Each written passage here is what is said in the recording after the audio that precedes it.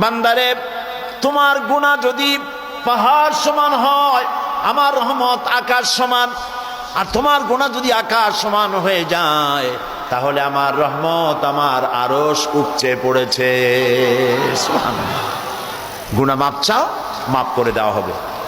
যারা মক্কা শরীফে গেছেন তারা দেখেছেন রুকনি ইয়ামানি আর হাজারে আসওয়াদ।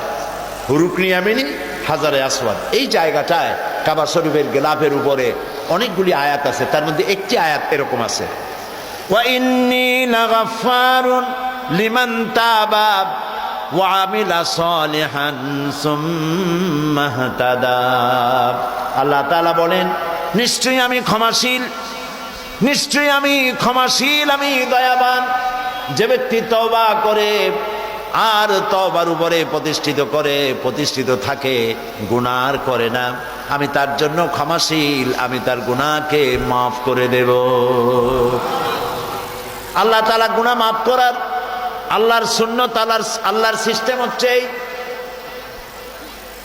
মানুষ যদি অপরাধ করে, কোন মানুষ যদি গুনাহ অপরাধ করে, চুরি করে, ডাকাতি করে, জেনা ব্যভিচার করে, পুলিশ তারে ধরলো, মামলা হলো, পুলিশ তারে ধরলো, জেল হয়ে গেল 6 মাসের অথবা 1 বছরের, জেলের থেকে বেরিয়ে গেল, কিন্তু থানা থেকে তার যে নামটা অপরাধীর খাতায় উঠছিল, নামটা সেখানে থেকে গেল, নাম মুছল না।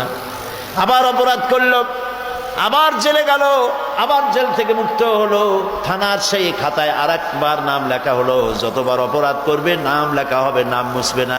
কিন্তু আল্লাহ তাআলার সুন্নত ভিন্ন রকম। মানুষ গুনাহ করে, গুনাহ করি, বান্দা যখন তওবা করে, রব্বুল আলামিন বলেন, শুধু গুনাহই মাফ করি না, গুনার খাতা থেকে নামটাও আমি আল্লাহ মুছে ফেলে দেই, নামটাও থাকে না। সুবহানাল্লাহ। নাম